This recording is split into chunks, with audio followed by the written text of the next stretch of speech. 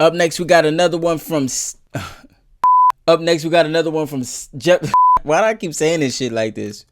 Up next, we got another one from Jeff St. James, aka Ask a Brother Podcast. This time he has on the business bully himself, Dave Anderson, and they're talking about the Boule and black celebrities and their impact or detriment to the black community. This should be interesting. Because we love talking about white supremacy and systematic white supremacy, but we don't like to talk about what the Boule really is, which is black middle management.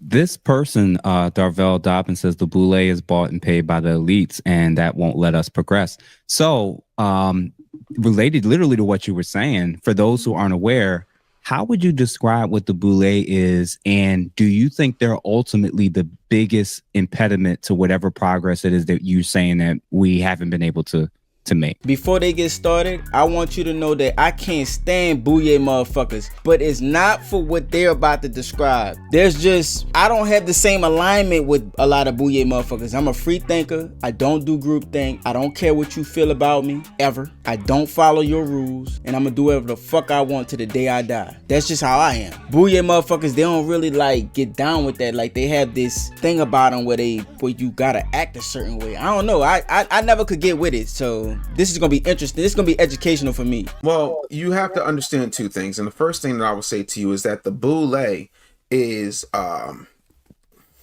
can I put it? The Boule is the super elite bougie boogeyman, right? And there's, depending on how you want to go about this or choose to look at this, the Boule is a twofold thing, right? So the first is, let's break this all the way down, because we love talking about white supremacy and systematic white supremacy, but we don't like to talk about what the Boule really is, which is black middle management. Okay. Now, there's an organization that's called the Boule. It's actually known as Sigma Pi Phi. It was founded in 1904.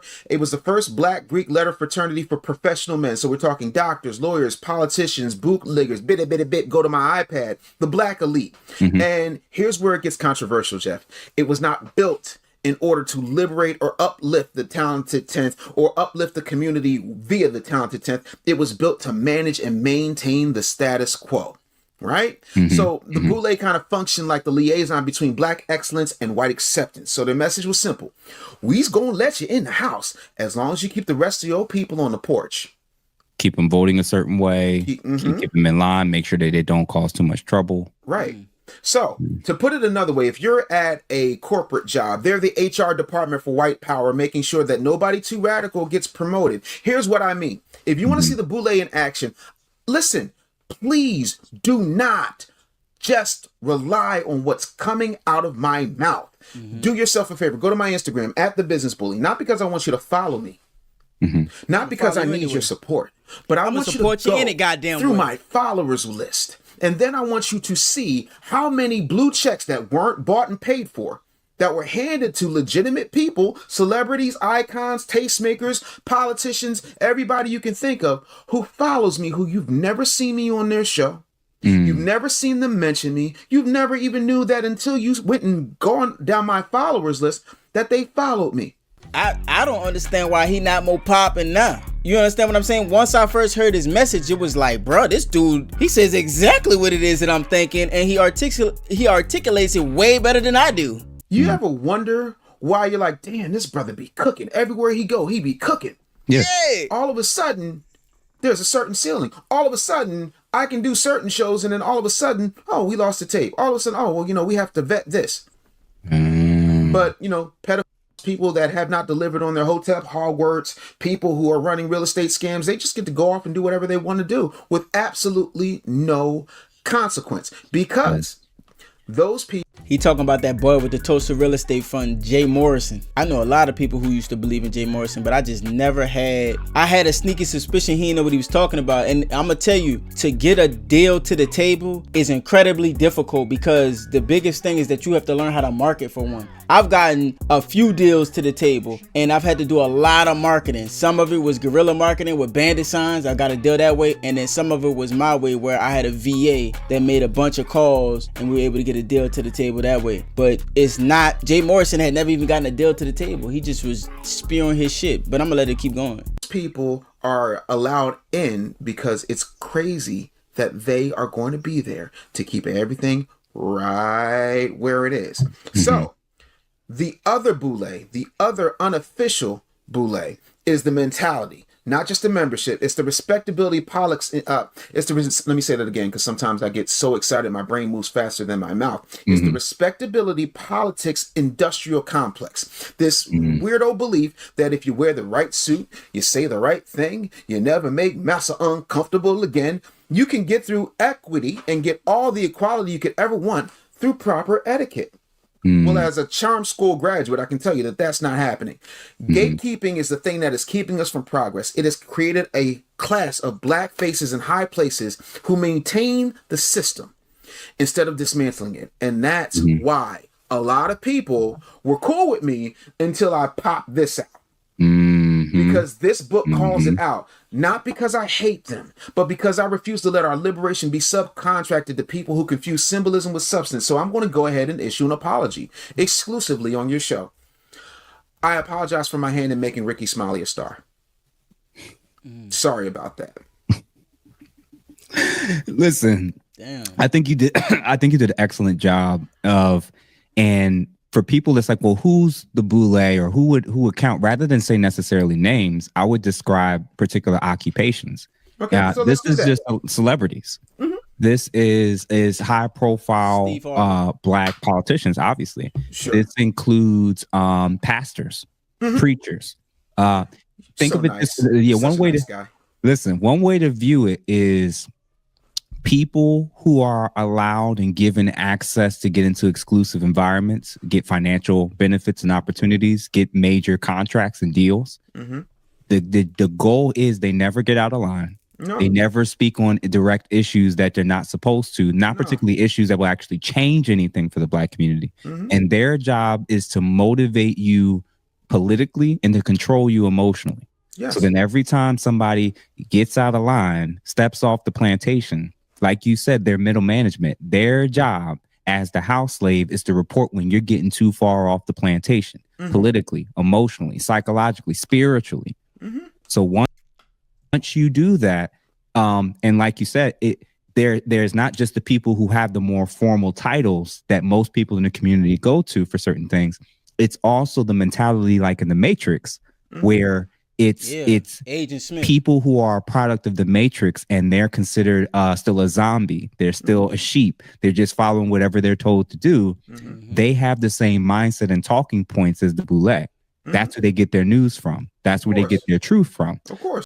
It makes so much sense. I just never get along with them. Like, I never really understood them, but I know that our values didn't align. Because you're not going to tell me how to think or what to say or how to feel. You're just not doing it. And I'm not following your agenda. I'm going to do what I want. I'm a free thinker. And I know that me being a thinker is going to benefit the community more than me following whatever the fuck you're trying to, shame me into. Because I don't give a fuck about what nobody thinks. So, I've been like that and I'm going to stay like that. So that's why I never really got along with them. I always knew, I even said that. I'm like, man, I don't really get along with them Boule motherfuckers, dog. I don't know why. I just don't. We don't see eye to eye. They see me as a rebel. Like, they see me as uncultured, unsophisticated rebel. It don't matter how much money I make. I could be making way more money than most of them niggas in different fashions, built businesses, done real estate transactions, and it's not gonna matter because if it's not certified through them, then it really don't count to them. Which I don't give a fuck because I'm still gonna, it's whatever. I agree. The more and more I realize it now, it's like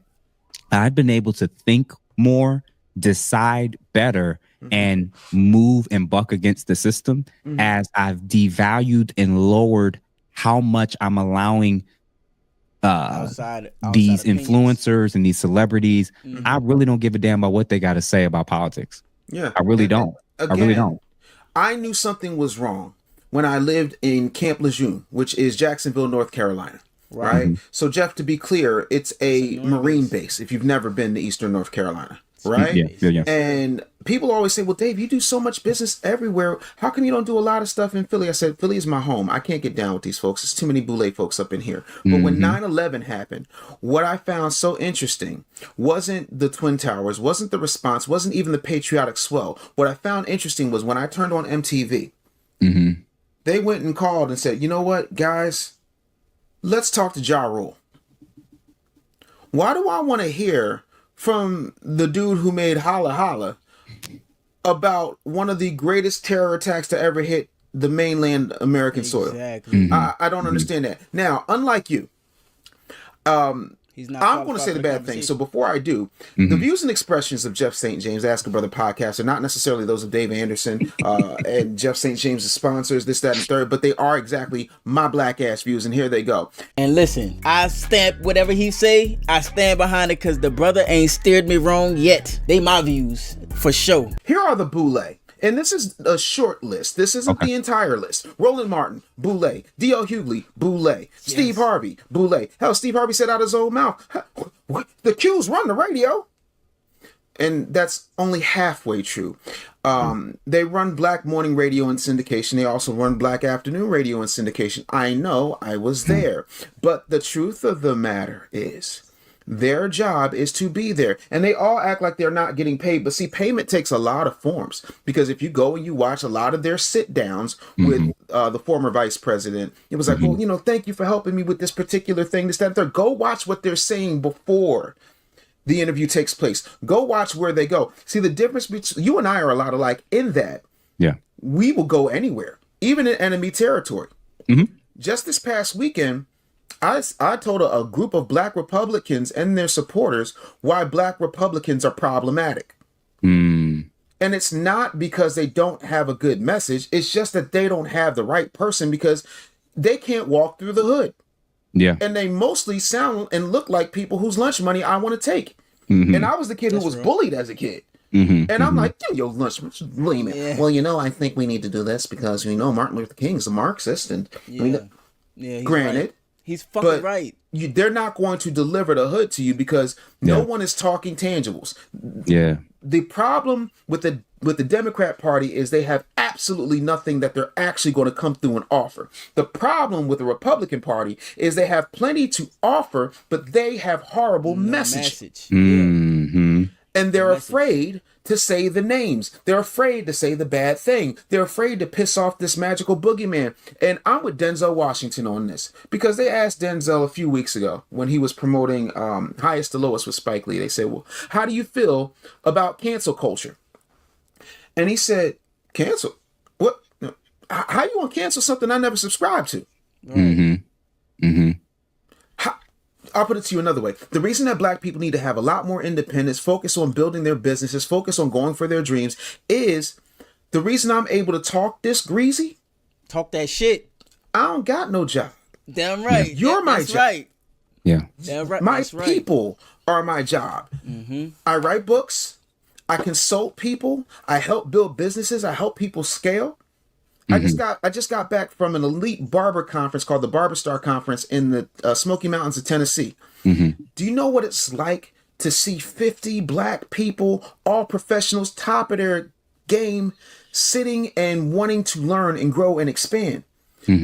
The reason, man, I'm glad I did this one, because I wasn't sure. The only thing that was holding me back from him was because I wasn't, because how proper he talked. You know what I'm saying? How he know how to say the right shit, but he says it in a very elegant way. I wasn't sure if that nigga was Boule, because I'm like, man, I don't know, man, because every time I come across a Boule nigga, we just don't clack. Like, that's just not my type of, you know what I mean? Like, we don't clack. Like, I'm an intelligent individual and I can talk the same talk that you talk, but I'm not gonna play your game. I don't do no politics, and I do what the fuck I want at all times. Like, that's my life, and I work hard, you know what I'm saying? So that's why I wasn't sure, but this right here has solidified it. Everything he be saying, man, be on point, because I watch him on panels and all kinds of shit, man. He be killing it. I can do that and talk real greasy to you, the reason I can put you up on my Summer Jam screen when you want to get personal about my hair or what you think I am, because you're independent. I don't have anybody to answer to but God and my family. Talk that shit. And even then, my wife and my mother talking. will concede on this one point and completely agree that if I say I'm going to do something, I'm going to do it regardless of what they think of it. 100%. So even my family can't cancel me. Do you think that makes me less dangerous or more dangerous? More dangerous. Because I grew up knowing everything there is to know about that side of the entertainment business. The fact that I've turned down 29 offers to come out of retirement. The fact that I know who did what deal with whom. The fact that I have seen the contracts that the DNC gives to certain broadcast companies. The fact that I have been in rooms where people are like, well, yeah, you can borrow my jet if you do this, that, and the third. It's cool. And I can name names because guess what? None of them will sue me because they know I'm telling the truth. And they are praying that I still don't have the tapes. I'm sorry, this is your show. Yeah. Listen, man, I appreciate that. And I realize now people can talk about foreign governments. They can talk about white supremacy. They can talk about the system. They can talk about all that they want. I now realize and know the true enemy of my people are the people who gatekeep and keep us in line so that we never get the tangible things to actually grow and be treated like everybody else in the culture and society. I realize now I can't get upset. I can't be nearly upset with the people that's further down the line when the people that look exactly like me are keeping me in line, keeping me in the cage. And I'm realizing now it's like, wow, because now once you see it, you can't unsee it. It's like taking the red pill. Once you take it and now you see what the matrix is, you see news differently. You see how politicians move. You see how celebrities move different. You see how they'll have the same talking points. You'll see they'll come out around the same time talking and attacking certain policies. People that we know ain't read a bill, ain't read a book, but everybody's jumping to them with what their political opinion is. It's very, very, it's unfortunate because now I've learned and realized, well, if you're rich, like you said, if they got the deal, if they get the perk, if they get to sit down, they're not asking the real questions. They're not making the real demands. And in hindsight, when we were looking at W.E.B. Du Bois versus Booker T was right. Booker T was right. And when we look at the discussions and debates between Malcolm and Martin and everything, it's very clear and obvious. Martin had regrets and Malcolm was on to something. He warned us about the very thing that we gave our loyal.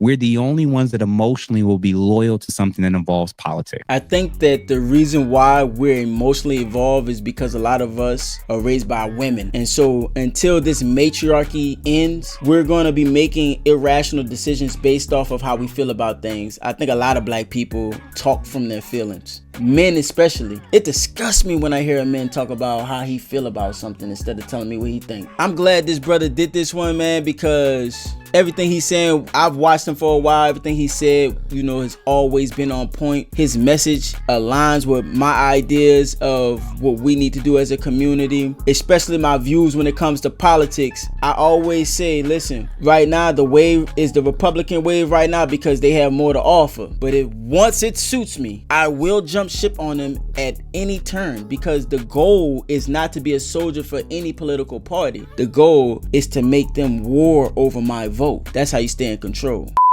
Everybody shut the fuck up. Hey, shut the fuck up. Let me tell you something right now. If you made it this far, check out the video we just did from This Might Be Risky, where the panel had an entire argument regarding EBT. And the argument was made, if you can't feed your kids, you shouldn't have them. It gets real spicy though. Check it out.